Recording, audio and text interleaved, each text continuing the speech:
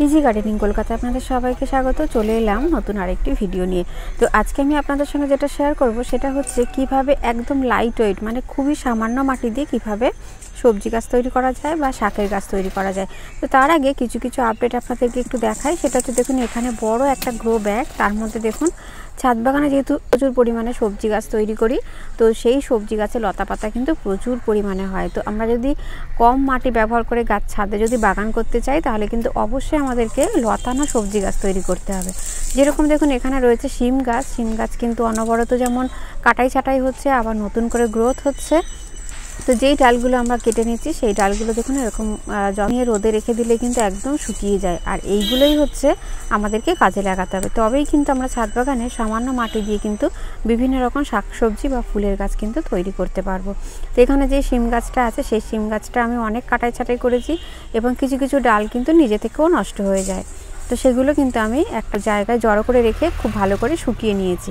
আর এদিকে দেখুন কুমড়ো গাছ, লাউ গাছ এগুলো তো থাকেই ছাদ বাগানে, সেগুলো থেকে কিন্তু খুব সহজে লতানো গাছ যদি হয় তাহলে আমরা অনেক শুকনো জিনিস কিন্তু পেয়ে যাই। আর এখানে যে বাজার থেকে আসা পালং শাকের গোড়াগুলো বসিয়েছিলাম সেগুলোও কিন্তু খুব সুন্দর, দেখুন কীরকম বীজ তৈরি হয়ে গেছে। আর এদিকে যে মেথি গাছগুলো বসিয়েছিলাম সেই মেথি গাছগুলো কিন্তু নষ্ট হয়ে গেছে, এই গামলার সবটাই নষ্ট হয়ে গেছে। আর পাশে আরেকটা যেটা আছে সেটার মধ্যে দেখুন বেশ কিছু মেথি গাছ কিন্তু হয়েছে, গাছে কিন্তু ফুলও এসে গেছে। তো এইগুলো কিন্তু ডগা পাতাগুলো কেটে নিলে কিন্তু আবার নতুন করে কিন্তু আবার মেথি গাছ কিন্তু গ্রো করবে। আর এদিকে রয়েছে রসুন গাছ, সাথে ধনে পাতার যে গোড়াগুলো বসিয়েছিলাম সেগুলো কয়েকটা ধনে গাছও রেডি হয়ে গেছে। আর তার সাথে এটার মধ্যে আছে কিন্তু লাউ গাছ। তো ছাদ বাগানে একসাথে যেহেতু আমি বিভিন্ন রকম শাকসবজি চাষ করি, যেমন লাউ গাছ হচ্ছে, সাথে হচ্ছে রসুন গাছ, তার সাথে হচ্ছে ধনে গাছ, এগুলো কিন্তু একসাথে একই জায়গায় 3 ধরনের শাকসবজি কিন্তু আমি গ্রো করি। আর এই ট্রেটার মধ্যে দিয়েছিলাম ক্যাপসিকামের বীজ, তার মধ্যে দেখুন ধনের বীজও দেওয়া ছিল। তো সেই গাছগুলো কিন্তু আজকে আমি রিপোর্ট করব মানে এই ট্রেটার মধ্যে আমি এই গাছগুলোকে বসাবো। আর এই জায়গাটা বেশ অনেক দিন ধরে একটু জঞ্জাল মতো হয়েছিল, সেগুলো সমস্তটা ফাঁকা করে পরিষ্কার করে নিলাম। নিচগুলো সরিয়ে একদম ঝাঁটা দিয়ে পরিষ্কার করে নিয়েছি। নেওয়ার পরে এবার এই জায়গাটায় আছে কিন্তু একটা দুধুল গাছ। তো সেই দুধুল গাছটা যেমন আছে থাকবে, এই দুধুল গাছের গোড়াটা এক সাইডে যেহেতু আছে। আর এই পাশে জায়গাটা একটু আমি খুঁড়ে নেব, একটু মাটি খুঁড়ে যে ক্যাপসিকামের চারাগুলো আছে এবং সাথে যে ধনে গাছগুলো আছে সেটা সমেত এখানে উল্টিয়ে এই ট্রেটার মধ্যে বসিয়ে দেবো। তো মাটিগুলো আমি হালকা হাতে একটু, যাতে যে দুধুল গাছটা আছে তার শিকড়গুলো যাতে নষ্ট না হয় তার জন্য একটু সাইড করে হালকা একটু গর্ত মতো করে নিচ্ছি। এই বড় বেডে দিলে কিন্তু ক্যাপসিকাম গাছগুলোও যেমন ভালো থাকবে, তার সাথে যেহেতু ধনে গাছটা আছে সেটাও গ্রো হবে খুব ভালো করে।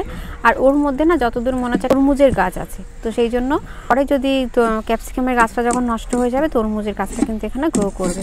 তো আমি টবটা এনে দেখুন এখানে উল্টিয়ে দিলাম। এরকম পাশে রয়েছে একটা তরমুজের গাছ, আর বেশ কিছু ধনে গাছও আছে, রসুন গাছ আছে, আর তার সাথে রয়েছে 3টে ক্যাপসিকামের চারা।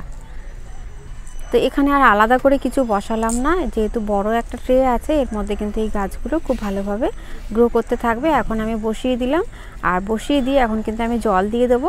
আর ঠিক 2-3 দিন পর থেকে কিন্তু এখানে আমি খাবার দিতে শুরু করব। তো যেহেতু সামনে গরম আসছে, যদি এটা তরমুজের চারা মনে হচ্ছে, যদি তরমুজ গাছ হয় তাহলে তো এখানে অনেকটা গরমের অনেক শুরু থেকে কিন্তু আমার তরমুজ গাছ তৈরি হয়ে গেল। আর এই গামলাটার মধ্যে যে চেলে নেওয়া অবশিষ্ট অংশ ছিল তার মধ্যে ভাতের ফ্যান দিয়ে আমি শুকনো করতে রেখেছিলাম। তার মধ্যে দেখুন কি সুন্দর একটা উচ্ছে গাছ তৈরি হয়ে গেছে। তো এই উচ্ছে গাছটা এখন আমি তুলবো না, আর একটু যখন পাতাগুলো বড় হবে তখন আমি তুলে নেব। তো এইভাবে সহজ পদ্ধতিতে ছাদে আমার সবজি গাছ তৈরি করি। দেখুন এক জায়গায় গাছ রেডি করে নিলাম, বড় গাছগুলো এখানে ছিল সেগুলোকেও তুলে দিলাম। দেওয়ার পরে টবটাকে উল্টে আমি এখানে বসিয়ে দিলাম। আবার ওই ছোট ওই যে মাটির চালির যে টবটা আছে তার মধ্যে কিন্তু আবার বিভিন্ন রকমের সবজির বীজ কিন্তু আমি আবার বসাবো। তো আমি যখন বীজ থেকে চারা তৈরি করি তখন কিন্তু সবসময় মাটির টবেই আমি কিন্তু বীজ থেকে চারা তৈরি করি বেশি, তাতে কিন্তু বীজগুলো থেকে যে চারাটা বেরোয় সেটা কিন্তু অনেক বেশি ভালো থাকে, সুস্থ সবল থাকে গাছটা। হট করে কিন্তু মাটির টবে বা মাটির জায়গায় যদি গাছ থাকে সেই গাছগুলো কিন্তু হঠাৎ করে কিন্তু কখনোই নষ্ট হয় না। তো এখানে বিভিন্ন রকম লতা পাতা রয়েছে, সেগুলো একটু সরিয়ে দেবো দিয়ে। আর এই দেখুন এই গ্রো ব্যাগটা কয়েকদিন ধরেই কিন্তু আমি শিম গাছের ডাল কাটাই ছাটাই করে কিন্তু এর মধ্যে জমাচ্ছিলাম। আর যে শুকনো জিনিসগুলো ছিল সেগুলো আমি ওপরে দিয়ে দেখুন একদম মোটামুটি পুরোটাই ভর্তি করে দিয়েছি। তো এতে কিন্তু দেখুন একদম হালকা, মানে আমি এক হাতেই কিন্তু এটাকে তুলে নিতে পারবো, মানে বা হাতের সাহায্যেই তুলে নেওয়া যাবে, এতটাই হালকা। আর এখানে ঝাঁটা দেওয়ার পরে যে পাতাগুলো রয়ে গেছে আর যে মাটিটা পেয়েছি সেটাও কিন্তু এর মধ্যে দিয়ে দেবো। তো এইভাবে যদি আমরা বিভিন্ন রকম সবজি গাছ বা শাকের গাছ তৈরি করি, যেমন আমাদের ছাদে এক্সট্রা লোড পড়বে না, তেমনি খুব কম মাটি লাগবে। আর তার সাথে সাথে নিচে যে শুকনো জিনিসগুলো দিয়েছি এখানে কিন্তু কোনো রকম সবজির খোসা কিন্তু নেই, কারণ যেহেতু এখানে আমি শাকের গাছ বা সবজি গাছ তৈরি করব, এর মধ্যে কিন্তু আমি কোনো পচনশীল জিনিস কিন্তু এই মুহূর্তে আমি দেব না। এটার মধ্যে শুধুমাত্র আমি শুকনো জিনিস দিয়েছি, আর এর মধ্যে এবার দিয়ে দেবো হচ্ছে কিছুটা পরিমাণ মাটি। তো একদম দেখুন চেপে চেপে ভরে নিয়েছি, কারণ পরে যত দিন যাবে আস্তে আস্তে কিন্তু এটা একদম নিচের দিকে নেমে যাবে। আর এরকম বাড়িতে থাকা দেখুন যে পিচ বোর্ডগুলো থাকে বা কার্ডবোর্ড যেটা থাকে সেটা আমি একটু পেতে নিলাম, এই কারণে এটা দেওয়ার এর উপরে দিয়ে দেবো কিন্তু 2 ইঞ্চি মতো মাটি। তো এটা দিলে কি হবে কি, আমি যে মাটিটা দেবো সেই মাটিটা একদম ধুয়ে সঙ্গে সঙ্গে নিচে নেমে যাবে না, কারণ এর মধ্যে যেহেতু আমি সবজির বীজ তৈরি করব বা শাকের বীজ তৈরি করব, তো এটা যদি আমি না দিই তাহলে যদি এই শুকনো জিনিসের উপরে যখনই আমি মাটি দেবো আর জল দেওয়ার সঙ্গে সঙ্গে কিন্তু ওটা একদম নিচে চলে যাবে। তো এই কার্ডবোর্ডটা বা পিচবোর্ডটা যদি দিয়ে দেওয়া যায় তাহলে কিন্তু মাটিটা চট করে যাবে না, কারণ এটা নিচের কার্ডবোর্ডটা বা পিচবোর্ডটা যতক্ষণ না ভিজে না গলে নিচের দিকে কিন্তু নামবে না, যতদিনে নামবে ততদিনে কিন্তু নিচে কম্পোস্টটা কিন্তু তৈরি হতে শুরু করবে। গাছের যে ডালপালা দিয়েছি সেগুলো আস্তে আস্তে কিন্তু কম্পোস্ট হতে শুরু করবে। এবার দেখুন মাটিটা দিয়ে একদম ভরাট করে দিয়েছি। এবার দেখুন এক হাতেই আমি বা হাতেই তুলে নিতে পারছি, মানে এতটাই হালকা। তো মাটিগুলো একদম চেপে চেপে দিতে হবে, দিয়ে এবার দিয়ে দেবো হচ্ছে জল। তো জল দিয়ে এর মধ্যে কিন্তু বিভিন্ন রকম প্রথমে যেটা বসাবো সেটা হচ্ছে শাকের বীজ। তো এই শাকের বীজটা দেখুন আমার ছাদ বাগানে যেহেতু আমি বীজ নিজেই তৈরি করি, এখানে রয়েছে দেখুন লাল শাকের বীজ তৈরি হয়ে গেছে। তো এখান থেকে কিছুটা আমি লাল শাকের বীজও আমি আগে ছড়াবো। আর ওই যে একই জায়গায় যাতে 2-3 রকমের সবজি হয় সেটা সেই ব্যবস্থাটাই করব। তো তার আগে এখানেও একটু আমি ছড়িয়ে দিয়ে যাই। বিভিন্ন বেডের মধ্যে কিন্তু আমি শাকের বীজ সবসময় যত বেড আছে সব কিছুর মধ্যে মিক্স করে করে কিন্তু আমি শাকের বীজ বসাই। তো এবারে আমি চলুন ওই বেডটার মধ্যে বসাবো। তো এখানে দিয়ে দিলাম কিছুটা পালং শাকের বীজ, তো পালং শাকের বীজ কয়েকটা দিয়েছি, লঙ্কার বীজ, আর তার সাথে ওই শাকের বীজটাও কিন্তু আমি কিছুটা ছড়িয়ে দিয়েছি। তো যখন এখান থেকে লাল শাক বা পালং শাকটা যখন হবে তার মধ্যে যখন এই লঙ্কার চারাগুলো হবে, এই লঙ্কার চারাগুলো যেমন আমি এখানে একটা লঙ্কার চারা রেখে লঙ্কা গাছটা আস্তে আস্তে বড় হতে থাকবে। শাকের গাছটা যখনই খাওয়ার মতো হয়ে যাবে শাকের গাছগুলো কিন্তু আমি পুরো একদম শিকড় সমেত তুলে নেব। তারপর কী হবে কি, লঙ্কা গাছটাই এর মধ্যে থেকে যাবে।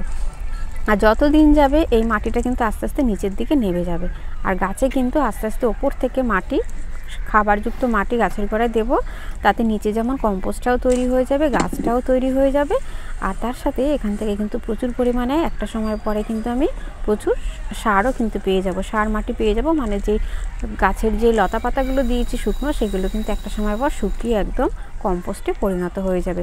তারপর যখন সবজিটা শেষ হয়ে যাবে তখন কি করব, একটা উল্টিয়ে নেবো, নেওয়ার পরে কিন্তু একদম যখন কম্পোস্টটা রেডি হয়ে যাবে আমি উল্টে দেবো। উল্টে দেওয়ার পরে কিন্তু সেখান থেকে খুব ভালো কম্পোস্ট পেয়ে যাবে, এবং রোদে শুকনো করে সেটা আবার পুনরায় সমস্ত গাছের গোড়ায় ব্যবহার করব।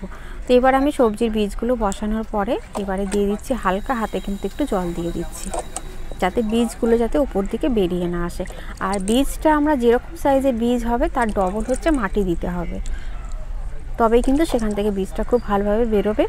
আর এই বীজটা বসানোর সময় ওপরের যেই আমরা লেয়ারটা দেবো সেটা যদি কোকোপিট হয়, কোকোপিট আর ভার্মি কম্পোস্ট মিশিয়ে বা কোকোপিট আর একটু গোবর সার মিশিয়ে দেওয়া যেতে পারে। তো সেরকমভাবে কোকোপিটটা দিলে কিন্তু ভেতরটা ময়েস্ট থাকবে। আর কোকোপিট যদি না থাকে সেক্ষেত্রে কিন্তু এরকম একটা প্লাস্টিক দিয়ে ঢাকা দিয়ে দিলে কিন্তু ভেতরে ময়েস্টটাও থাকবে আর ভেতরটা গরম থাকবে, আর খুব তাড়াতাড়ি কিন্তু বীজ থেকে চারা বেরিয়ে আসবে। কয়েকদিন বাদে এর আপডেট আপনাদের সঙ্গে অবশ্যই শেয়ার করব। তো ছাদ বাগানে এইভাবে লাইট ওয়েট মাটি তৈরি করে কিন্তু আমরা ছাদ বাগানে খুব সুন্দর সবজি গাছ, শাক গাছ তৈরি করতে পারি। তো ছাদ বাগান থেকে দেখুন বেশ কয়েকটা করলা তুলে নিয়েছি, তার সঙ্গে টমেটো, আর তার সাথে বেশ কিছুটা কিন্তু কুমড়ো শাক তুলে নেওয়া হয়েছে। তো এটা অনেকটা সকালবেলা আগে তুলে নিয়েছিলাম, সেই জন্য হারভেস্টিংয়ের ভিডিওটা শেয়ার করা হয়নি। আর তারপর যে তুলে নিয়ে আসার পরে কিন্তু আমি ভিডিওটা করে রেখেছিলাম, সেটাই আপনাদের সঙ্গে শেয়ার করলাম। আর যে কাজগুলো আমি ছাদ বাগানে করি সেটা কিন্তু একটু বেলা 11টার পরে কিন্তু আমার বিভিন্ন রকম কাজ ছাদ বাগানে শুরু হয়।